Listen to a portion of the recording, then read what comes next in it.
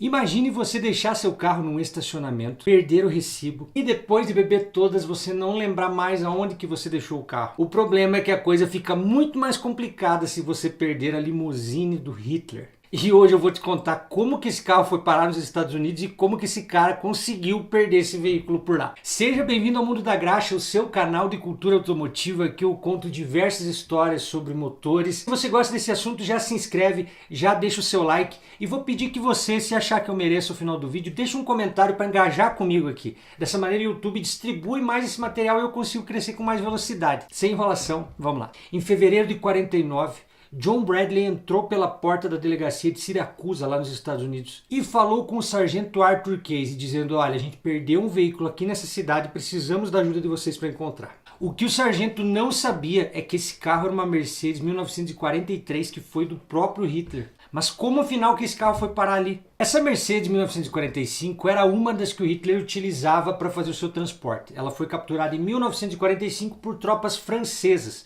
E o general Leclerc, que foi quem capturou essa Mercedes, apresentou para o De Gaulle, que era o líder da França, e ele pensou: cara, ao invés de pegar esse carro e destruir ou utilizar no exército, vamos fazer ele andar toda a França arrecadando fundos para os órfãos da guerra. Pelo menos vai prestar para fazer o bem para a humanidade em algum sentido, né? E essa ideia deu tão certo que eles ampliaram, eles pegaram mais veículos que tinham sido do Hitler e começaram a fazer caravanas assim por toda a Europa e alguns outros países. E esse veículo especificamente tinha ido para os Estados Unidos. Essa Mercedes, ela não era a única, exclusiva, que o Hitler utilizasse só ela. Na verdade, não era nem a preferida dele. Ele gostava de utilizar carros conversíveis, porque toda aquela propaganda do partido, ele sempre gostava de aparecer em pé para o povo lá como líder forte, etc. E essa que tinha desaparecido, ela tinha capota, então não era o veículo preferido dele, porém, com certeza foi um dos que ele utilizou. Os veículos que ele utilizava eram todos carros grandes, com motores muito fortes, afinal toda a engenharia alemã trabalhava para proporcionar o melhor veículo para ele.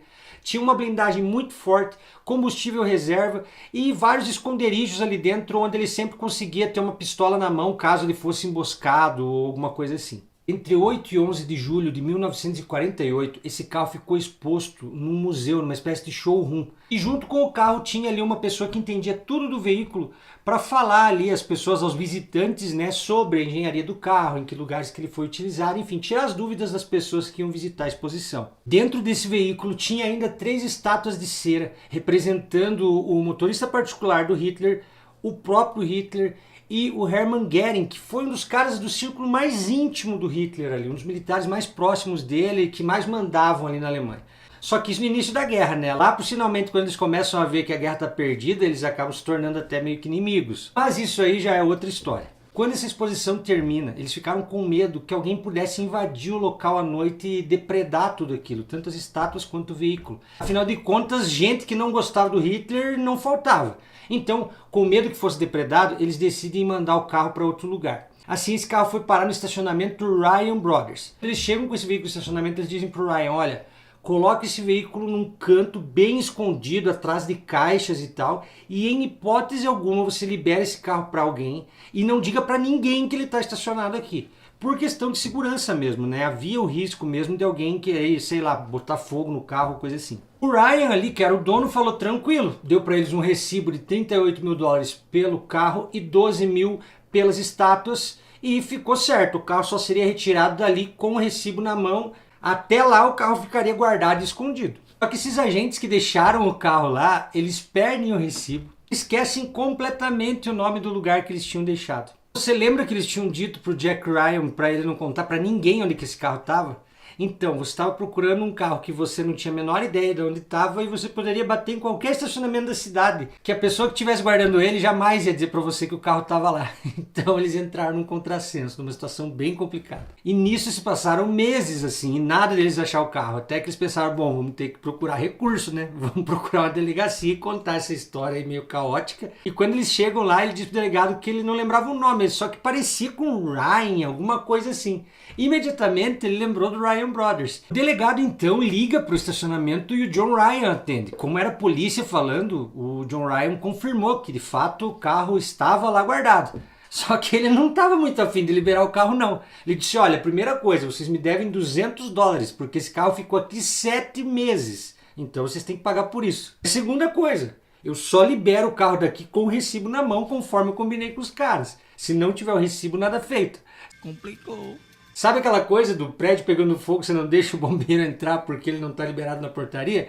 Não sei. Era mais ou menos isso. O cara falou, não, o certo é o certo e aqui só com o recibo na mão. E é porque é mesmo. Para confirmar a autenticidade do veículo, eles pegam um perito em veículos roubados ali e dizem, ó, vá até lá e veja se realmente é o veículo. O cara chega lá, faz toda, né, a perícia e diz, bom, as placas do carro, as placas da Mercedes, os símbolos estão todos pintados à mão. E eu acho que um líder da altura do Hitler não utilizaria isso aí pintado à mão. Então tá meio estranho. E além disso, embaixo do capô aí tá escrito Daimler-Benz. E eu não sei se Daimler é mais ou é menos do que Mercedes. Tudo errado essas perguntas. Resumindo para vocês, era um Mercedes, era 43, tinha as estátuas do Hitler lá dentro e estava no estacionamento, mas o perito resolveu dizer, não, eu não tenho como atestar se é ela mesmo, assim não posso dar certeza. Mas finalmente ali depois de alguns dias chegam especialistas, eles pagam os $200 do John Ryan lá, realmente o carro ele é liberado então para seguir o seu caminho. Esses carros eles meio que viraram uma moda numa época. Era meio que comum eles fazerem sósias desses veículos. Por isso que tinha que ir um perito até lá. As pessoas pegavam um carro que nunca foi do Hitler, pintavam e daí cobravam para tirar foto. Isso aconteceu também com o carro de Bonnie e Clyde, que teve vários sósias e vários malandros. De qualquer maneira, cara, o veículo foi achado e seguiu o seu caminho. Agora eu fico imaginando como ficou a cabeça do cidadão durante esses 7 meses, imaginando, meu amigo, eu só tinha uma responsabilidade, guardar um recibo. Eu consegui perder o recibo, perder uma limusine, porque não é simplesmente ir lá comprar outra, né, cara? Tinha toda a questão de quem usou a questão histórica. Mas enfim, fica essa história, essa curiosidade, espero que você tenha gostado. Se inscreva, deixe seu like, compartilhe e até a próxima.